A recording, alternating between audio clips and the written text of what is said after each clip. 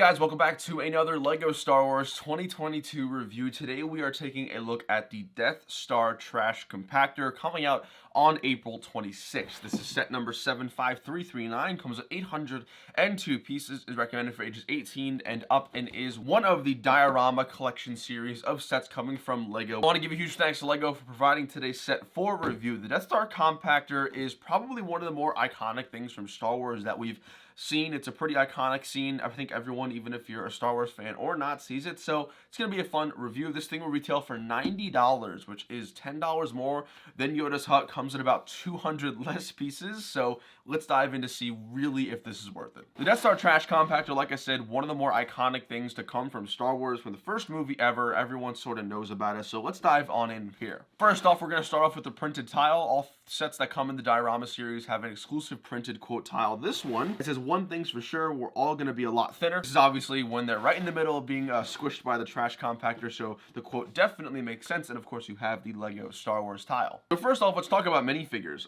There are 6 minifigures in the set, which is definitely a huge bonus, and most of which are new. Some we haven't seen forever. So first off, let's talk about the only one that I think is really just the same one. This is Chewbacca. Chewbacca does not seem to have anything new going on for him.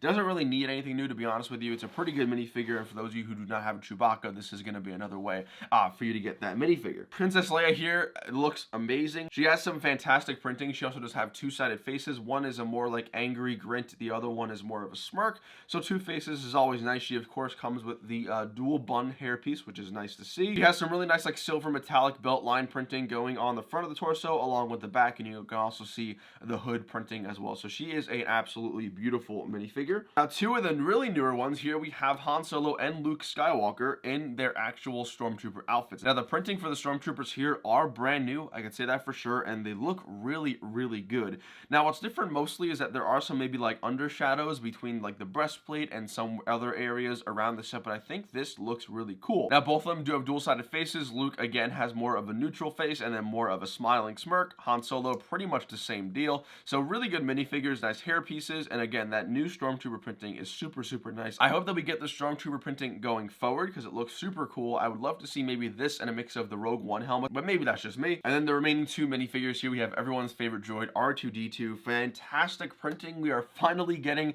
backwards faced printing on the torso for R2-D2, which is a huge plus.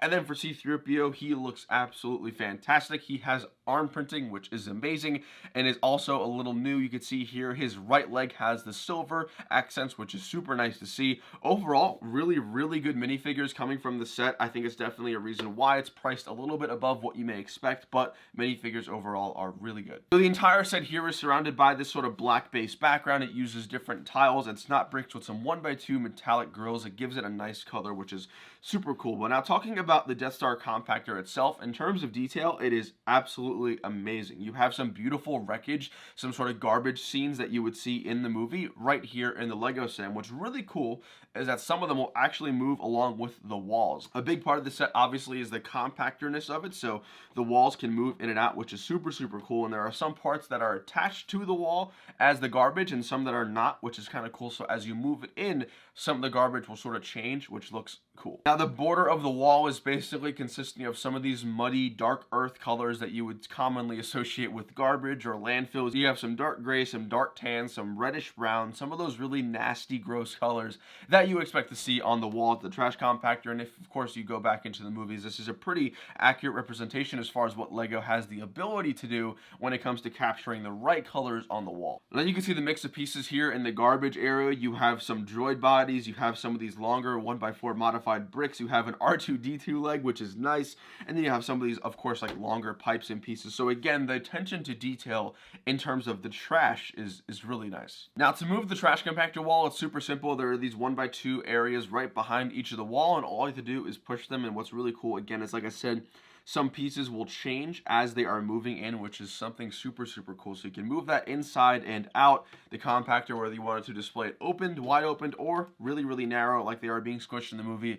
It's entirely up to you, but that was something really cool that I didn't think of when it came to the set. And then the last room is actually right behind the Death Star trash compactor here. It's supposed to resemble the control room where R2-D2 and C-3PO actually save the crew from being crushed, which is something really cool and unique to see. In terms of its detail, it doesn't really look that good. I think there's like like a 2x2 tile that has the heads-up display that R2-D2 uses to actually save them. But I mean, it makes sense to include it. It's an important scene, and obviously it gives a place for the minifigures, which is, I think, the most important thing. But overall, this is a really cool set, and the only gripe I have about it, it has a lot of 1x1 tiles on the bottom of the compactor floor, which gets very tedious to build. It wasn't super annoying. It wasn't really that bad. It's just, again, a thing I would have loved to see, maybe 1x2 tiles or 1x3 tiles, just to make it a little more easier on the build process. But it does increase the number of pieces, which might be a reason why LEGO decided to do the 1x1s. So guys, that wraps up my review of the Death Star Compactor. Let me know what you guys think down below in the comments. Is this going to be a day one pickup for you? Maybe something that you guys are going to wait on for a little bit. Make sure you guys stay tuned, subscribe, hit the bell, and I'll see you later. Take it easy. Peace.